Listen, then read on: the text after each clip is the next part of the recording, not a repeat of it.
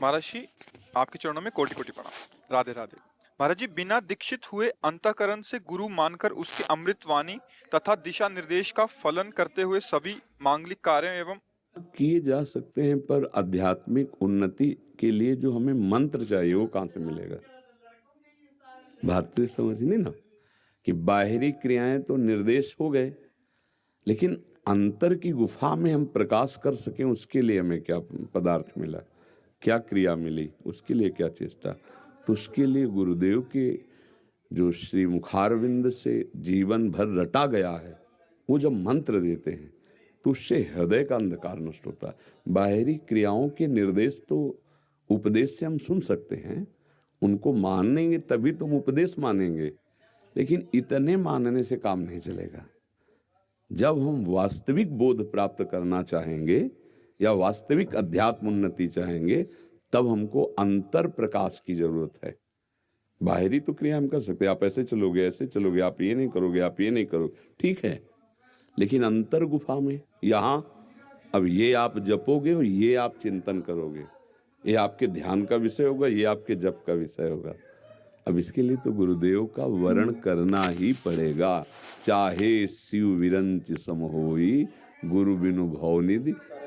तो यहाँ का जो प्रकाश देने वाला है, उसको मनमानी ग्रंथ से मंत्र ले लेने से थोड़ी वो प्रकाश होता है। जब गुरुजनों के चरणों में बैठते हैं और उनकी कृपा दृष्टि हम पे पड़ती है, फिर वो जो मंत्र उपासना देते हैं और उस पे हम चलते हैं, तब हृदय में प्रकाश होता है। नहीं ऐसे तो ग्रंथ ले आओ बहुत, उसमें लाखों मंत्र, कोई एक मंत्र ले लो, ऐसे थोड़ी होता है।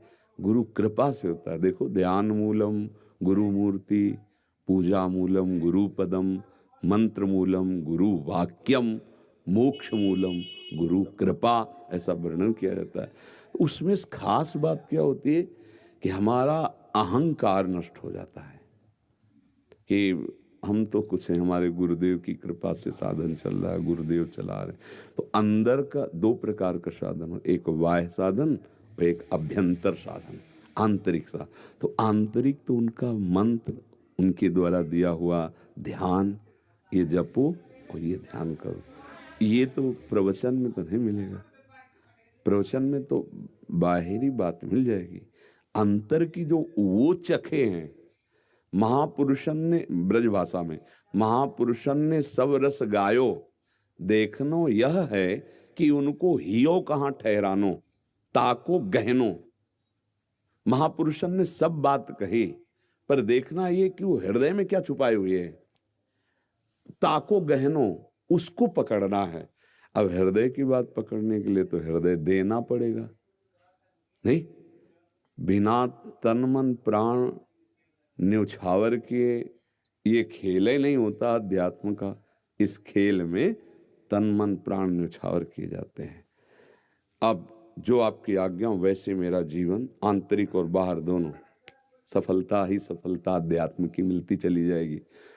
अब बड़े भाग्यशाली होते हैं जिनको ऐसे गुरु मिलते हैं जो निकले हुए होते हैं। नहीं, दलदल में दोनों फंसे हुए एक दूसरे को निकालते रहे, कब तक निकालते हैं, दोनों धंस जाएंगे। है हरई शिष्य धन शोक न हरई, सो गुरु घोर नरक मा परे। गोस्वामी तुलसीदास जी कहे, गुरु शिष्य अंध बधिर कर लेखा, एक न सुने एक नहीं देखा। बोले गुरु शिष्य कैसे? बोले अंधेरे बहिरे की जैसी बात। गुरु की बात शिष्य सुन नहीं रहा और शिष्य के चरित्र को गुरु देख नहीं रहे, एक देख नहीं रहा, एक सुन नहीं रहा। बोले दोनों जाएंगे, दोनों दुर्गति को प्राप्त होंगे। जब गुरु का वर्ण किया गया तो गुरु निकले हुए। आज चर्चा हुई थी सुबह सत्संग में जो थे कि हम किसको आदर्श माने, जिसके शास्त्र सम्मत आचरण हो, मनमानी नहीं। तस्मात् शास्त्रम प्रमाणम, कि हाँ ऐसे पूर्व के गुरुजन हुए, आचार्यजन हुए, ऐसे आचरण है तो हम मानेंगे। और अगर नहीं है आचरण तो प्रवचन से हम तुम्हें गुरु नहीं मानेंगे। बोल तो तुम पढ़ के सकते हो, तुम्हारे आचरण क्या है, तुम्हारी स्थिति क्या है, तुम्हारे आचरण को हम गुरु माने, क्योंकि उसी से हमारा प्रमाण होता है। चरित्र ही बताता है व्यक्ति महान है कि अधम है। नहीं तो हम कई बार कहा है रावण में कोई कमी नहीं थी, उत्तम कुल पुलस्त करनात्यो, भारी विद्वान।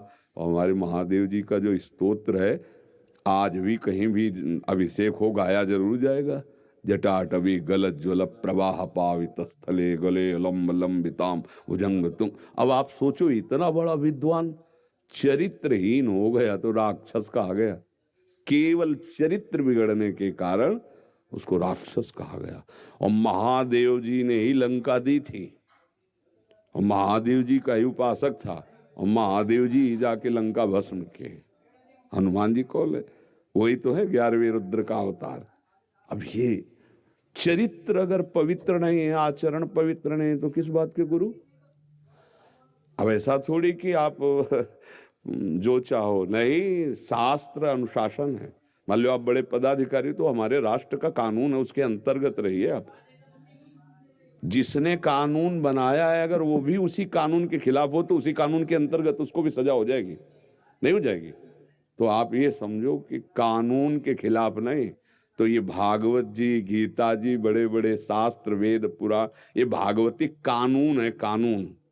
आप सिद्ध हो तो उस कानून के अंतर्गत, बहुत जीवन मुक्त हो तो वो लक्षण आएंगे जो शास्त्रों में लिखा है। अगर नहीं तो धोखा है, फिर नहीं तो शास्त्र आज्ञा करता है। नहीं, चरित्र पावन, जो तुम्हारी वाणी में वही तुम्हारे जीवन में, जो सभा में माइक में वही एकांत कमरे में तुम्हारा जीवन होना चाहिए। कई बार कहा है, आदमी प्रायः 2 मुखौटों में जीना चाहता है। एक समाज का मुखौटा अलग होता है, नहीं, और एकांत का मुखौटा अलग होता है। वो आदर्श नहीं हो सकता। आदर्श वही जिसका एकांत और समाज एक जैसा हो, जिसकी वाणी और हृदय और आचरण तीनों एक जैसा, मन में वही, वचन में वही, आचरण में। ऐसे सदगुरुदेव भगवान की कृपा से मिल जाए और हम उनकी आज्ञा के अनुसार चलें, तो बाहरी साधना उपदेश सत्संग और आंतरिक साधना मंत्र और ध्यान, तो अंतर भी प्रकाश और बाहर भी पवित्र, तो भगवत प्राप्ति निश्चित हो जाती है। सीमा जी अमृतसर से। राधा वल्लभ से